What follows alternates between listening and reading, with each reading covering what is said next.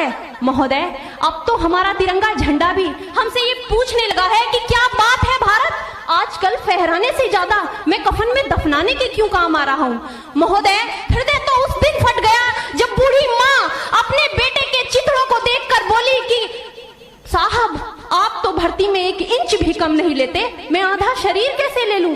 महोदय, आज इन मानवाधिकारों के कारण इन आतंकियों के बंगलों की आकाओं की नागफनी हंसती है और शहीद हुए हमारे जवानों के आंगन की तुलसी रोती है।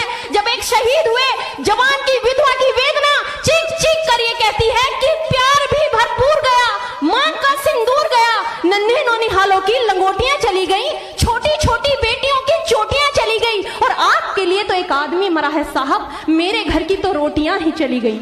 महोदय, किसी भी युद्ध को जीतने के लिए पहल करना सबसे ज्यादा आवश्यक है, क्योंकि इतिहास गवाह है कि पहल करके बड़े बड़े युद्धों के परिणाम बदल दिए गए हैं। परंतु आज मानवाधिकारों के कारण हमारे देश के जवान इस कदर बंधे हुए हैं कि अपनी ड्यूटी पर खड़े होकर भी वो आज पहल करने से डरते हैं, क्योंकि महोदय, भविष्य में उन्हें कटघरे में खड़े होने का डर सता रहा होता है।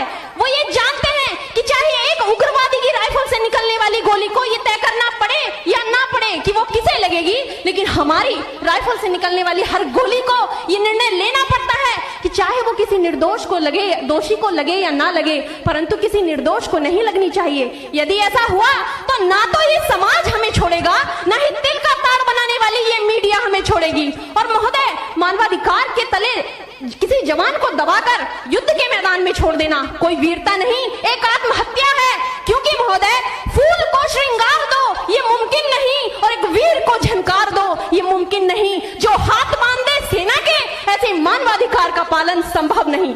महोदय, आज सत्यनिष्ठा के मार्ग पर चलते हुए भी हमारे देश का जवान इन आतंकवादियों, इन पत्थरबाजों से डरता है, क्योंकि वो जानता है कि उसकी राइफल से निकलने वाली गोली अगर टारगेट को हिट नहीं भी करेगी तो भी 400 मीटर तक जाएगी, और यदि इस बीच वो किसी निर्दोष को लग गई तो महोदय, हमें अपनी नौकरी से हाथ तक धोना पड़ सकता है।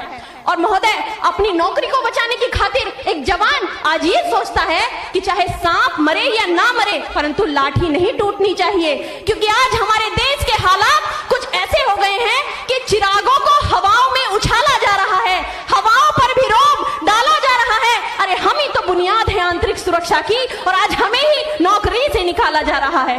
महोदय, जब पुलवामा में 44 जवान शहीद हुए, छत्तीसगढ़ में 76 जवान शहीद हुए, तो कोई भी मानवाधिकार की दुहाई देने वाला हमारे पक्ष में आकर खड़ा नहीं हुआ। परंतु जब जेएनयू विश्वविद्यालय में एक देशद्रोही के द्वारा भारत तेरे टुकड़े होंगे, अफजल हम शर्मिंदा हैं जैसे देशद्रोही नारे लगते हैं, तो सारे मानवाधिकार के ज्ञाता आकर उसके पक्ष में खड़े हो जाते हैं। तभी तो क्या कहा था उस देशद्रोही ने कि तुम एक अफजल को मारोगे, हर घर से अफजल निकलेगा। तो मैं भारत की बेटी अपनी भारतीय सेना की तरफ से आज ये ऐलान करती हूँ कि उस घर में घुसकर मारेंगे जिस घर से अफजल निकलेगा, वो कोख नहीं पलने देंगे जिस कोख से अफजल निकलेगा। उठो देश के वीर जवानों, तुम सिंह बनकर दहाड़ दो और एक तिरंगा झंडा उस कन्हैया के सीने में गाड़ दो। महोदय, अंत में अपनी वाणी को विराम की ओर ले जाते हुए मैं सिर्फ इतना ही कहना चाहूंगी कि मुझे अफसोस है अपने देश की न्यायिक प्रक्रिया पर, जहां आज भी रात के 12 बजे अजमल कसाब जैसे आतंकी के लिए सर्वोच्च न्यायालय के दरवाजे खोल दिए जाते हैं। ऐसे देश से मानवाधिकारों की अनुपालना करते हुए आतंकवाद और उग्रवाद से कभी नहीं निपटा जा सकता। मानवाधिकार के नाम की दुहाइयां देने वालों, सीमा पर लड़ा नहीं जाता, चरखों से शोलों के आगे, रामायण पढ़ी नहीं जाती सीमा पर गोलों के आगे। धरती के घोर मुहासे को एक सूरज ही हर सकता है, क्योंकि एटम बम से रक्षा केवल एटम बम ही कर सकता है। जय हिंद, जय भारत।